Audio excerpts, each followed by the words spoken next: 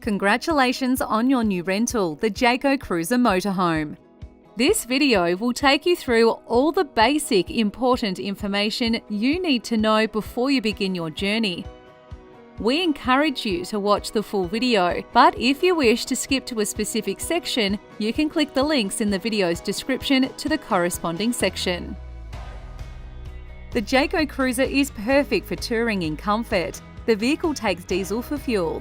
Each day, there are a few tasks you must complete before departing. 1. Close windows and roof latches. 2. Disconnect the mains power. 3. Turn off your gas. 4. Tidy the interior. Secure all storage latches and unplug any electronic leads. 5. Ensure doors are closed. 6. Retract the awning. 7. Fold away entry step. And lastly, retract a TV antenna. Once you've completed the checklist, you're ready to head off. However, driving a large vehicle like the Jayco Cruiser is different to normal, smaller vehicles. Here's a list of tips for driving safely. Leave adequate space between you and the vehicle in front of you when driving on the highway. Larger vehicles need longer distances to brake safely, so keep this in mind at all times. Corner more slowly. Taller vehicles like yours experience more body roll on corners, which can affect handling and safety, so take corners with care. Be aware of your vehicle's height. There are many low clearance bridges and crossings in Australia. Also be wary of low-hanging branches when driving on country roads. The visibility afforded to a driver in a larger vehicle makes parking safely difficult. Use the reverse camera or have a passenger guide the driver if there are obstacles the camera can't see, like tree limbs or other elevated objects. Do not squeeze or scrape alongside trees or other vegetation. This can damage the sides of the vehicle and will be repaired at the cost of the operator. Always park on level ground. Reduce speed in windy conditions. Your large vehicle has a greater surface area for the wind to affect, which may cause poor handling. Be mindful of this in inclement weather. And lastly, this vehicle is forbidden from driving off-road. Please stay on paved, sealed roads.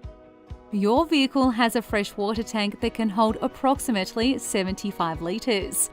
To fill the tank, use the hose provided with the vehicle and fill into the external fill point marked water. To use the fresh water in your sink or shower, ensure the pump switch is activated on the front panel. Your vehicle is equipped with a flushing chemical toilet. When the toilet cassette is almost full and needs to be emptied, the indicator light will come on. Once the light turns on, do not attempt to use the toilet. You must empty the cassette first. To do so, open the external access door. While holding the lower locking tab up, pull the cassette outwards. It can then be carried to a toilet. To empty, stand the cassette on its end so that the thick tube at the other end can be straightened to point upwards.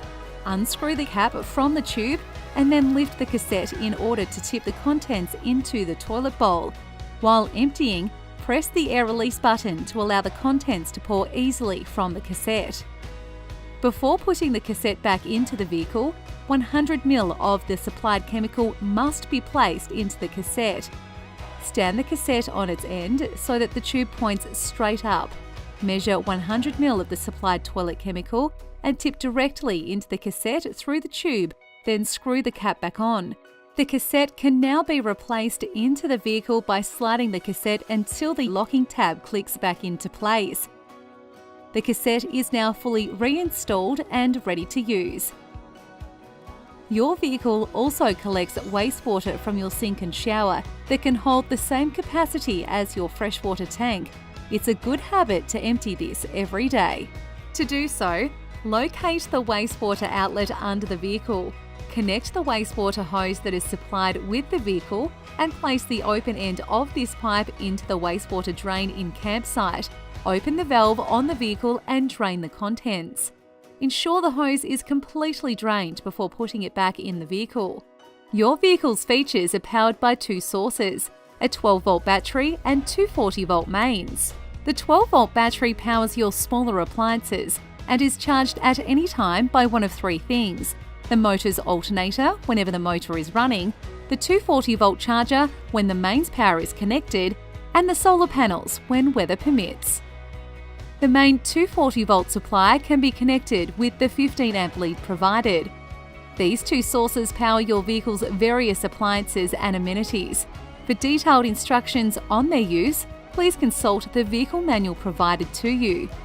Your vehicle also has a gas tank for some of the cooking amenities. Make sure the valve is turned open if you wish to use the gas appliances. You can refill the tank once it's empty at some petrol stations and all Let's Go Motorhome depots and campgrounds.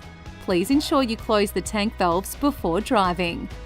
Your vehicle has an awning you can use to provide some outdoor shelter right outside your cabin. However, please be mindful of the weather. If it's stormy or windy, do not set up the awning.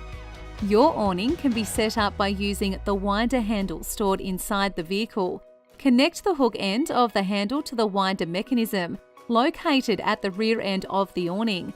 Wind the awning handle anti-clockwise until the awning is fully extended. Attach both awning support legs to the plastic mounting blocks at each end of the motorhome immediately after opening awning. The awning cannot be used without installing support legs. To close the awning, collapse both support legs and stow in original position. Use the awning handle to wind mechanism in a clockwise direction until the awning is completely locked into housing.